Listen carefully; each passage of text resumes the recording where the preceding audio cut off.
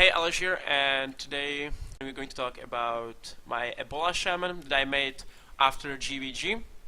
I've been leathering with this deck past few days. I've had a lot of success with it. I reached Legend with it, playing on Legend rank with it right now. And yeah, it's pretty sweet, so I figured might as well show it to you. So this deck is pretty much aggro, standard aggro, really aggressive board control heavy deck. It's a little bit similar to Zoo if you think about it that way. And reasons behind that I'll show you later. So what are we playing in it, right? Urchug, double Urchug. This card is great if you need it to just in a board control war with another aggro deck, or if you need it against control decks to go through the taunt or need to kill like Twilight Drake, stuff like that. So the reason why you play this card is just pretty obvious. You just need it against everything, right? Against aggro and control. Double Lightning Bolt, great removal against aggro. Pretty great to do face damage with, right? Which we like to do. Also, if you get a spell power totem, that's even better. Rockbiter weapon, again removal, again damage. Also, we play double Doomhammer, so it does a shit ton of damage with Doomhammer itself. So stuff we like to do. Then we have Leper Gnome, and the reason why we play Leper Gnome over this drop, over Clockwork Gnome, is because this deck really needs to do damage fast, because if you fall behind and if you play into like late game, you're probably gonna lose. So I like to play Leper Gnome over Clockwork Gnome. Obviously you play the 1 mana Death Turtle minion because of the Undertaker. And yeah, Leper Gnome is in my opinion a little bit better for this deck, since you want to go face quite often.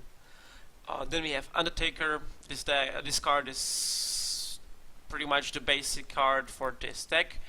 Without this card, you can't really do much. I mean, it's fine with it, but if you get to draw it like early on, this card is just nuts, right? So it's pretty much must to play it in the deck. Then we have Double Crackle. This card is too good nuts to play. It's good as a removal, even though sometimes it can screw you over, and it's great to do face damage with as well. Which you usually end up doing with this deck anyway. Then we have Acidic Swamp Ooze. This card here is more than to synergize with this deck, more is for a meta call. Right now there is so many paladins on ladder, there are so many warriors on ladder, there are so many shamans on ladder, and all those classes are playing weapons, right? So Acidic Swamp Ooze is great to play against those classes, even against Hunter as well. Hunter right now plays like 3 or 4 weapons even, so this card is pretty great, and you'll find use against most of the decks with the Acidic Swamp Ooze. And if not, it's still a 3/2 2 mana drop, right? So it's pretty sweet.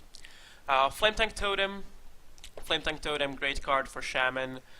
With your lot of minions, you play like Feral Spirits, Hunt Creeper, and all the cheap stuff. This card is just nuts, does a shit ton of damage, and you want to play 2 of those cards because it's just nuts. Double Hunt Creeper, synergize great with Undertaker, great 2-drop, also synergize well with Knife Juggler, synergize well with Flame Tank Totem, so not much to talk about. Then this card is pretty much must in your deck. Double Knife Juggler, again synergize with Hunt Creeper, synergize with Feral Spirits, and also helps you win the wars against other aggro decks if you want to play against Zoo, if you play against Hunter, like all those decks. Knife Juggler is great card, and against control decks, again, it's a great 2-drop that does more damage to their face with the jugglers. So pretty sweet card, and I feel like you have to play it twice in your deck. A Double Loot Hoarder. So this card, again, 2 mana drop with Death Rattle, so synergize pretty great with Undertaker.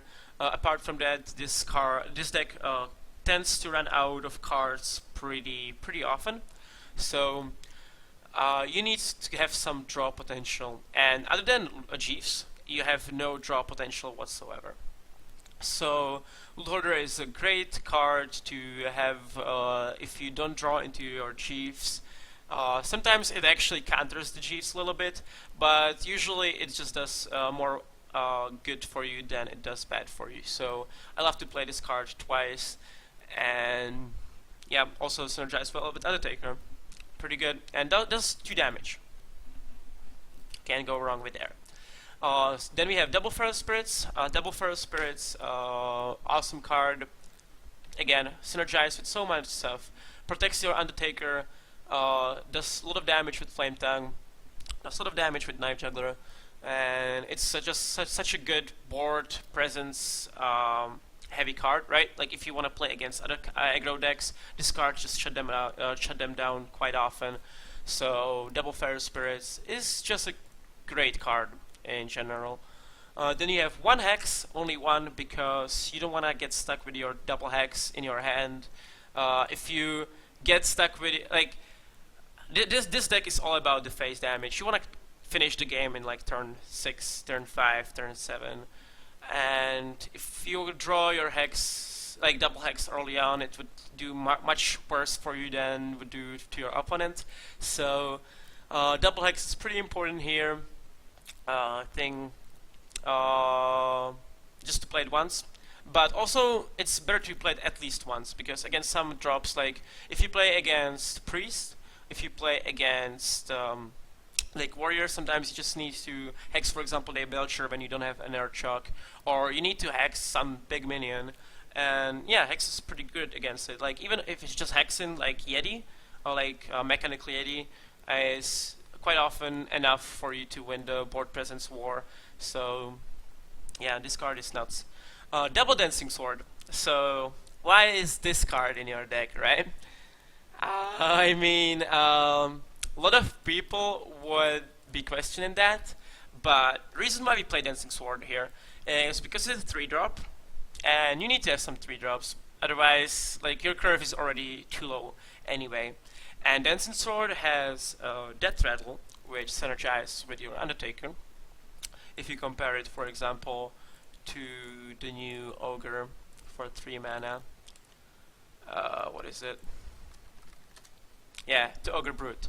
It has the same stats, right? So people are asking me, why don't you play Ogre Brute instead of the Dancing Sword if you want to have 4/4 for 3 mana? But Ogre Brute doesn't have the Death Rattle. Ogre Brute has 50% chance to attack a correct enemy, which is pretty bad if you want to play against aggro and you want to win a board presence war. And also Dancing Sword, like the upside, like the downside of Dancing Sword is that you actually give your opponent cards. But do you really care about that, since you already have chiefs that is going to give your opponent cards? I don't think so. So against, like, if you play against control matchups, giving them more cards is usually not gonna hurt you anyway, since they have like full hand that they cannot play their cards. Like they have, I don't know, 5 cards that have 8 mana costs as already right in their hand, so they're not going to be able to play those cards anyway. And against aggro matchup, you're gonna give them cards with your Gs. So this downside isn't really downside, because you would give them your cards anyway. And just 4/4 for 3 mana is such a great drop. Jeeves. So this card is one of the best cards in the whole GvG set. I feel like that at least, because this card open up a door for the aggro decks that aren't Warlock, because like in a lot of, like before GvG, if you played aggro deck, you were running out of cards pretty fast unless you were Warlock because of their passive ability. Now this isn't the case anymore, because Jeeves is actually gonna redraw your hand. You quite often just wanna, like, if you play Jeeves, you always like wanna lightning bolt or crackle their opponent's face so you can redraw, and it's just such a good card. It's not as good against board like and another aggro, right? But since you have already Dancing Swords giving them the cards, the Jeeves is just such a great, like, you're gonna even like this unwinnable matchups like Warrior, because Warrior is really good against this deck. With Jeeves are winnable right now, because Jeeves is just gonna make your hand refilled every turn. So that card is nuts, and you should definitely play it twice. And Double Doomhammer, a great card against aggro to clear the board with, great card against control to do damage with. The only downside of this card is Harrison Jones, obviously, but I feel like this card is just not too good not to play it because of the Harrison Jones. So yeah, this is the deck. I hope you like it, and yeah, let's check out some matchups.